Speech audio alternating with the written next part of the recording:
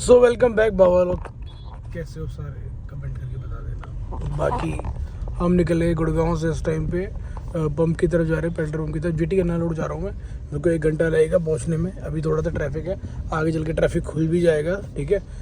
आगे चल के बात करता हूँ तुमसे। इस ट्रैफिक में तो बात नहीं हो पाएगी। आगे अभी हाईवे पकड़ूंगा मैं, उसके बाद तरीके से आराम से बातचीत करते हुए निकलेंगे, ठीक है। चलो रुको भैया, फिर करते हैं बात।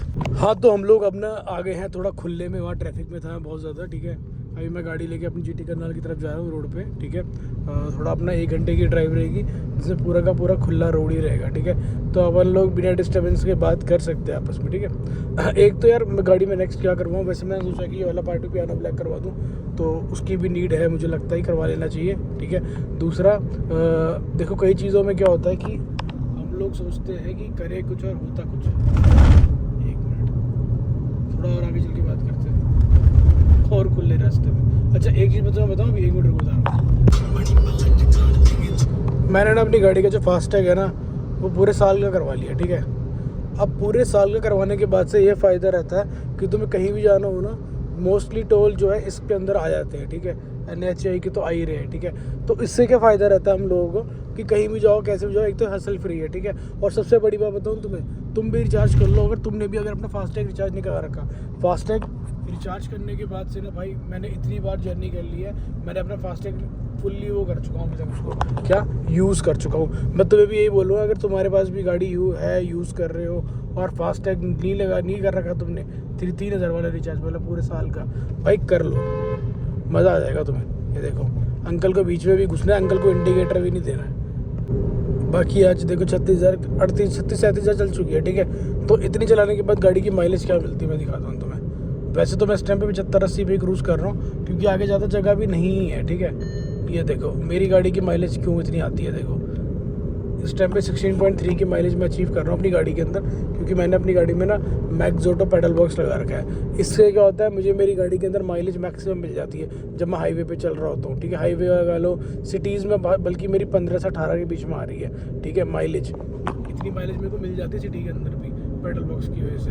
और अभी मैं हाईवे पे जब मैंने चढ़ाई हूँ, हाईवे मेरे को 22-23 की मिलती है बहुत आराम से, जो मैं तरीके से क्रूज़ करके चलूँ। और गंदी भगाऊँ तो भी अच्छी माइलेज मिल जाती है, ठीक है। अभी मैं देखो जैसे जा रहा हूँ, तो मैं जहाँ पे स्पीड ज़्यादा रहेगी वहाँ पे स्पीड ज़्यादा भी रखूँगा, क्योंकि जो स्पीड का स्टैंडर्ड होता है वो मेंटेन करना पड़ता है, वो वाली चीज़ है।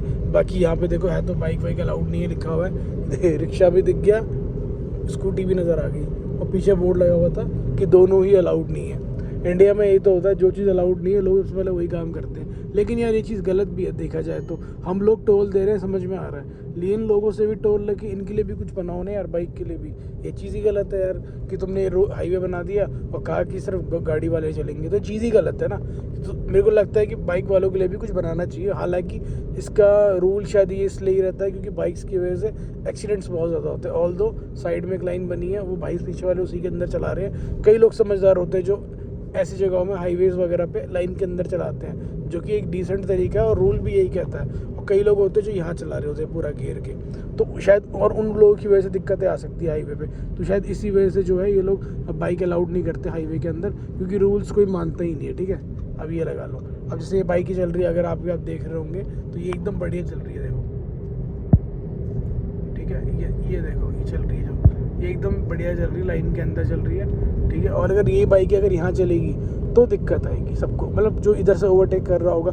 कई बार क्या होता है ना, लोग ब्लाइंड कट पे ओवरटेक करते हैं, जैसे मान लो इस लाइन से इस तीसरी लाइन से ओवरटेक करते हैं, तो उस केस में दिक्कत आ जाती है कि जब बाइक चल रही हो या कुछ चल रहा हो, मिसहैपनिंग होने के चांस बढ़ जाते हैं। इस वजह से शायद जो है और ये चीज़ करते हैं कि हाईवे से बाइक अलाउड नहीं करते, पर देखा जाए तो है तो गलत बाइक वालों के साथ। और देखो ये रोड टर्न ले रही है, ठीक है, यहाँ से टर्न ले रही है, तो इन्होंने यहाँ पे 60 की स्पीड की हुई है, क्योंकि यहाँ पे टर्न है। एक दिन हम रात को आ रहे थे यहाँ से हाईवे से, और कई लोग रात को हाईवे देख के ऐसा पागल हो जाते हैं ना जिसकी कोई हद नहीं है। भाई इतनी गंदी भगा के आ रहा था बंदा एंडेवर, और लास्ट में लाके यहाँ पे ट्रक में ठप मार दी।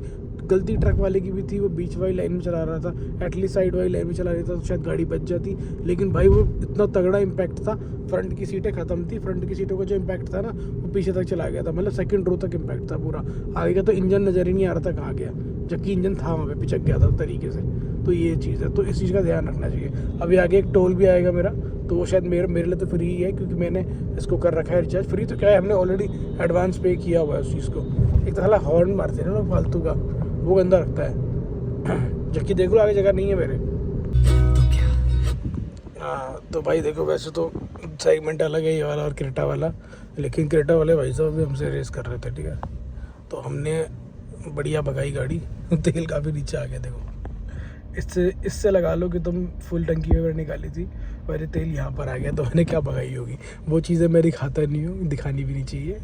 अब यार पहले इस लाइन में रोक दी गाड़ी, अब इस लाइन में दिक्कत आ रही है। एक टोल की ये बहुत बड़ी दिक्कत है साला। यहाँ पे देखो उसने फंसा दिया, यहाँ पे एक गाड़ी ने और फंसा दिया। अब यहाँ पे कह रहे पीछे लो, मतलब ये और दिक्कत है। पहले इतने का रिचार्ज कर लो, फिर उसके बाद साला ये सब चीज़ें भी देखो। अगले का नहीं कट रहा, कैश ले ले भाई उससे। कैश नहीं ले पा रहा तो साइड में लगा के ले ले, कुछ तो कर ले। अब पीछे करनी पड़ेगी पूरी गाड़ी यहाँ से। ये लाइन से भाई को मैं इशारा कर रहा हूँ पीछे करने के लिए, दिमाग की दही। होती टोल वालों की मनमानियाँ, दिमाग की दही। अब इसमें भी दिक्कत आ रही है क्या? सारे टोल्स में आज ही इशू आ जाएंगे क्या? निकल रही है, अब निकल गई साली की गाड़ी, दिमाग की दही।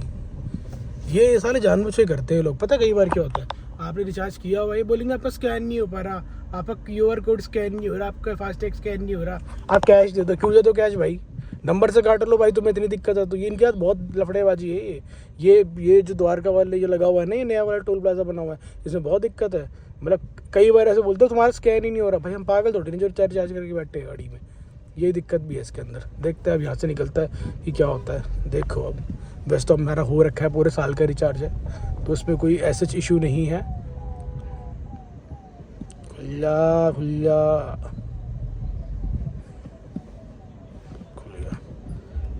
हद्दी है। इंडिया में लोगों को कभी समझ में नहीं आएगा कि ये जो आई लाइन जो होती है हाई स्पीड लाइन होती है, ये ओवरटेक करने के लिए होती है। मेरे को अब इसको ओवरटेक करना है, लेकिन अब मैं इधर से ओवरटेक करूँगा। क्यों? क्योंकि इन साहब को अकल ही नहीं है कि ये लाइन किस लिए है, ठीक है। अब मैंने यहाँ से ओवरटेक किया ना, अब मैं उस लाइन में वापस चले जाऊँगा। ये लाइन होती है बेसिकली ओवरटेकिंग के लिए, ठीक है। अब मैं यहाँ पर आया क्योंकि यहाँ पे ट्रैफिक है आगे, ठीक है। अब मैं इसको ओवरटेक करूँगा यहाँ से, ठीक है। अब मैं वापस अपनी लाइन पर आ गया, ठीक है। तो ये एक तरीका होता है कि अगर आपको किसी को ओवरटेक करना हो तो आप आओ। सपोज़ अगर मेरी लाइन में कोई बीच में आ रहा है तो मेरे को उसको ओवरटेक करना है, तो मैं ये लाइन यूज़ करूँगा। लेकिन ये देखो अभी भी उसी लाइन में चला रहे हैं स्लो। तो ये चीज़ें इंडिया में बहुत बेकार है कि लोगों को समझ ही नहीं है। गाड़ी चलानी लोग सीखते हैं, पर उससे पहले ये नहीं सीखते कि उसके रूल्स क्या है। अजीब ही चीज़ है। माइलेज दिखाऊँ तुम्हें 17.2, वो भी तब जब मैंने रेस करी है गाड़ी पे ज़्यादा भी। अगर आपकी डीजल गाड़ी है ना, 2000 ऊपर RPM से ऊपर ज़रूर चलाया करो, नहीं तो उसके अंदर फिर वो आ जाता है, कार्बन वार्बन डिपॉजिट आ जाते हैं, ठीक है। समझ रहे हो इस चीज़ को? टेस्ट और ये हो रखी है बहुत ज़्यादा गंदी, क्योंकि दिल्ली के अंदर बारिश आ रही है जा रही है, समझ नहीं आ रहा क्या हो रहा है। लेकिन एक चीज़ मुझे समझ में आ रही है कि मेरी गाड़ी बहुत गंदी हो रही है, ठीक है। ये देखो अंदर से पूरी की पूरी गंदी हो रखी है। हाँ ये कप क्लीन है, इनको मैं ऊपर रख देता हूँ। लेकिन मेरी गाड़ी के अंदर बहुत ज़्यादा गंदगी हो रखी है इस टाइम पे। अगर आप ये देखोगे भैया ने उस साइड से क्लीन कर दिया है, इस साइड से करना बाकी है। गाड़ी की क्लीनिंग तो चली रही है, प्लस इसके अंदर ना एक चीज़ और है। देखो अगर आप ध्यान से देख रहे होंगे रेयर पे, तो 3 फिन नज़र आ रहे हैं आपको। एक फिन मिसिंग है, वो टूट गया था। बेसिकली टूट गया था, कहाँ गिरा मुझे पता ही नहीं है। अब गाड़ी के बाद हमारे पास ये रहा एक फिन, मैं निकलवा के ले आया हूँ। तुम्हें इमोजी लग रही है? तुमने कार्टून देखा है जो 90s में आता था, कवरेज तो कवर डॉग, उसमें जो बुड्ढा था?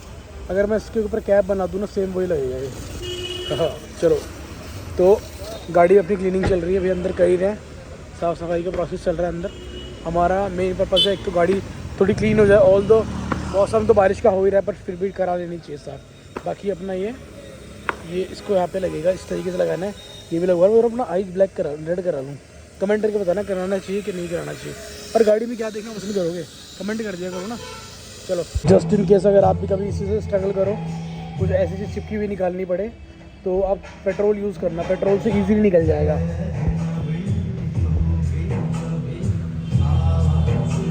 तैयारी हो रही है वॉशिंग की। ऐसे तो साफ़ ही लगती है गाड़ी। क्लीनिंग प्रोसेस स्टार्ट हो चुका है, देख लो।